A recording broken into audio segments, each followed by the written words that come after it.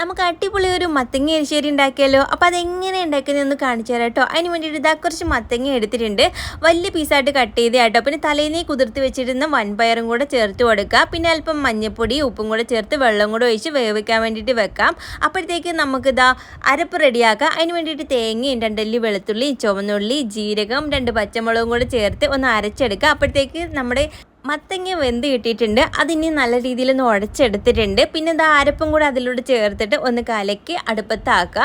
ഇതൊന്ന് തിളച്ച് ഒന്ന് വന്നാൽ മാത്രം മതി, അല്ലെങ്കിൽ ചൂടായി വന്നാലും മതി. ഒരുപാടങ്ങ് തിളച്ച് വറ്റേണ്ട ആവശ്യമൊന്നുമില്ല.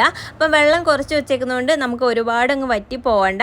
അതൊന്ന് മാറ്റി വെച്ചതിന് ശേഷം ഇതാ അതിനകത്ത് കടുക് വറുത്ത് ഒഴിക്കണം. അതിന് വേണ്ടി കടുക് വറുക്കുന്ന സമയത്ത് അല്പം മുളക് പൊടിയും കൂടി ഇട്ട് കൊടുക്കുകയാണെങ്കിൽ നല്ല കളർ ഉണ്ടാവും.